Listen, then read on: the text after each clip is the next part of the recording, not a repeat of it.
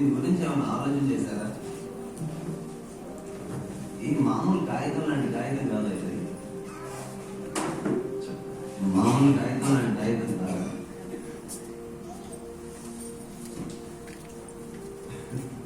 దీన్ని పొయ్యిలో వేస్తే కాదంటారా? దీనికి చెదలు పట్టదంటారా? ఇది చెరగదంటారా? చెంచితే చెంచనా 100 రూపాయలు అమౌంట్ దేనికి దానికి కొంత వస్తుంది. చెరగదంటారా? ఇది చెరగదా? కొత్తపల్లిలో చర్చ్ కన్స్ట్రక్షన్ చేయడం కోసం పంపేయాలి. సమయం అయిపోతుంది. పంపేసేవాడిని ఒకరు మాట్లాడితే వాడు ముందు ఏమన్నాడు తెలిసిన 1500 అయితే వస్తాను సార్ అన్నాడు. సరే నేను వచ్చేసి పెట్టు, రేపు నుంచి పని మొదలాలంటే వాళ్ళు ఇప్పుడే పని చేసి బాగా అలసిపోయించాను సార్, ఇవాళ మామూలు రేపు వస్తాం అన్నాడు. సరే చేసేది రేపు కాసేపటికి ఫోన్ చేసి ఇవాళ వస్తాం సార్, కాకపోతే 2500 అయితే ఇప్పుడు వస్తాం. వాడిని ఏం చేయాలి? కొయ్యద్దు. చెప్పండి ఏం చేయాలండి? మెత్తటి 7 o'clock బ్రెడ్ తీసుకొని కూసి ఎక్కడ పడితే అక్కడ కూసి వదిలిపెట్టేదండి. అంత దుర్మార్గం ఉన్న ప్రపంచంలో మనం ఉన్నాం. ఎంత ఘోరాతి ఘోరం, అంత దుర్మార్గం ఉన్న ప్రపంచం. పర్లా దేవుడు వాళ్ళను కోస్తాడు, ఖచ్చితంగా కోస్తాడు. వాళ్ళెవరు వాళ్ళ కోసం డబ్బు సంపాదించట్లా, దాంట్లో వాళ్ళు ఏమి తృప్తి చెందరు. కాసేపు ఫోన్ చేశారు, సార్ ఏం ఆలోచించారు? అసలు నువ్వు రావద్దురా, బోర్ ఎత్తండి, బోర్ అయిపోయినా పర్లేదు. అదే సార్ కావాలన్నారుగా. కావాలన్న మాట వాస్తవమే, కానీ నీలాంటి దుర్మార్గపు హృదయంతో నువ్వు వచ్చి నాకు బోర్ వేయాల్సిన అవసరం ఏమి లేదు. అసలు నువ్వు రావద్దు. ఆ మరుసటి రోజు క్యాండిడేట్ వచ్చి, సార్ నేను వేస్తాను 1100 రూపాయలకి వేస్తానని వేసేసాడు. ఈ క్యాండిడేట్ వెరీ గ్రీడీ. దయచేసి మనుషుల కంటే ఎక్కువ డబ్బును ప్రేమించవద్దు. మనుషులంత విలువైంది కాదు డబ్బు అనమాట. మీరు చెప్పండి, అసలు మన కిడ్నీ విలువ ఎంత? మన ఊపిరితిత్తుల విలువ ఎంత? మన గుండె విలువ ఎంత? మన కళ్ళ విలువ ఎంత? మన రక్తం విలువ ఎంత? మన మెదడు విలువ ఎంత? మనుషులు తృణపాయంగా తీసి దూరంగా పారేస్తున్నారు. క్రైస్తవులు అయితే మనుషుల కంటే ఎక్కువ డబ్బును ప్రేమించొద్దు. మనుషులను మనుషులుగా చూడండి. మనుషులను మనుషులుగా చూడని ప్రతి ఒక్కడు మృగమే. మనుషులను మనుషులుగా చూడని ప్రతి ఒక్కడు మృగమే.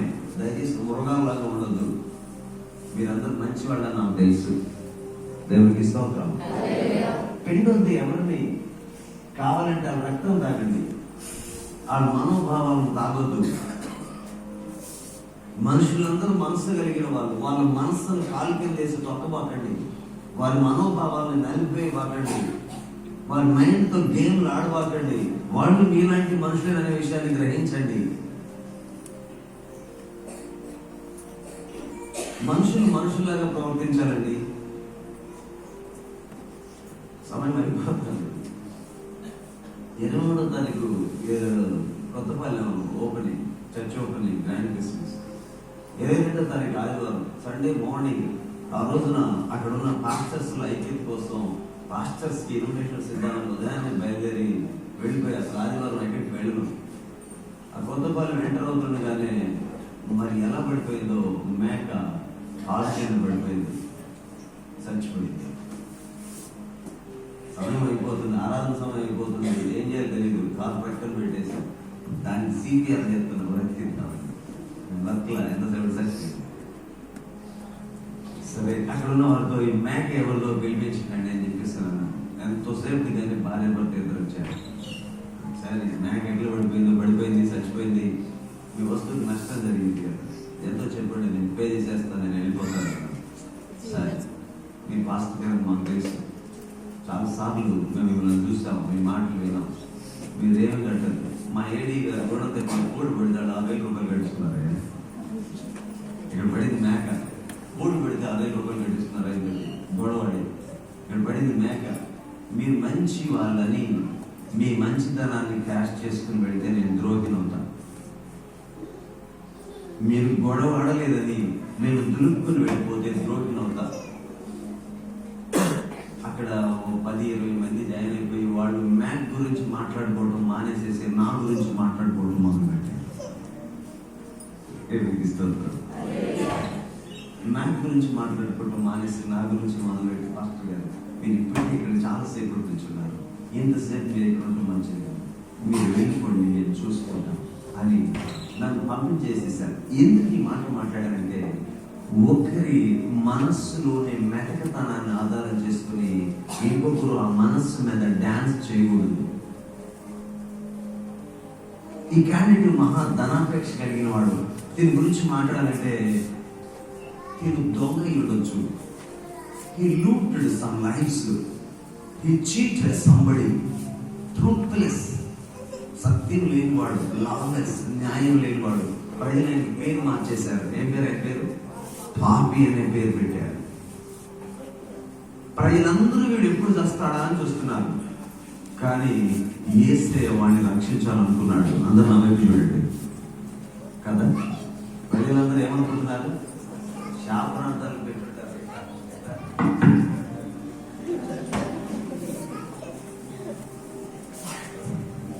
శాపనార్థాలు పెట్టుంటారు. మాట్లాడు, శాపనార్థాలు పెట్టుంటారు. కానీ యేసే మాత్రం ఏమనుకున్నాడు? వీడు చచ్చిపోతే మన్ను స్తుతించదు. దేవునికి స్తోత్రం. సజీవులు సజీవులే కదా నేను స్తుతిస్తాను. తనను కలుసుకోవడానికి వచ్చాడు అంతే. వేల మంది ప్రజలు వెనకాల ఉన్నారు. చెట్టు వైపు చూశాడు. జకే దిగిరా, నేను ఇంటికి వెళ్ళాలని చెప్పిస్తున్నాడు. జకే వెనక నడుస్తున్నాడు, యేసే వెనక నడుస్తున్నాడు. ప్రజలందరూ గుస్తులు మొదలు పెట్టినాయి. పాపి అయిన మనిషి ఇంటికి యేసే వెళ్తున్నాడు. జకే నిలబడి ఉంటున్నాడు. బదులుగా నేను నా ఆస్తిని సగభాగాన్ని పేదలకి ఇచ్చేస్తున్నా. నేను ఎవరి దగ్గర అన్యాయం తీసుకున్నాను వారికి 4 రెట్లు చెల్లిస్తున్నాను. మారక ముందు ఈయన పాపి, మార్పు ఈయనను అబ్రహాము కుమారుడు చేసేసాను. మార్పు అనండి. ఆ మాట మాట్లాడడం నాకు, వినడం మీకు అలవాటు అయిపోయింది. మార్పు రాకుండా కుటుంబాలలో కొత్తదనం రాదు. మార్పు రాకుండా పరిస్థితుల్లో కొత్తదనం రాదు. మార్పు రాకుండా మనస్సులో కొత్తదనం రాదు. మార్పు రాకుండా జీవితంలో కొత్తదనం రాదు. దయచేసి రాత్రి కాలంలో అద్భుతమైన సందేశాన్ని కూషు దేశస్తులు వాళ్ళు రంగులు మార్చుకోలేదు. చిరుతపులి తన మచ్చలను కూడా మార్చుకోలేదు. కానీ మీరు అడిగితే యేసు జీవితాలను మార్చివేస్తారు. ఓ క్రొత్త జీవితాన్ని ఇస్తారు. ఆ జీవితం కోసం ఆశపడతామా? తల ఉంచుతాం, కన్ను మూద్దాం.